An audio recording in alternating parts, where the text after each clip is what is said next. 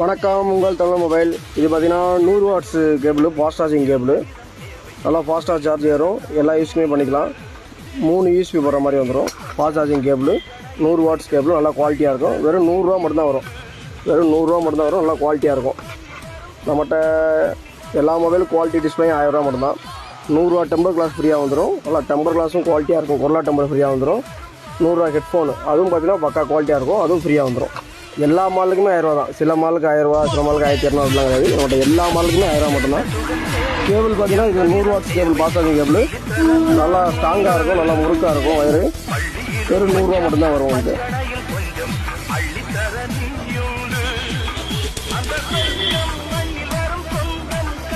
Wholesale ப்ரைஸில் கிடைக்கும்.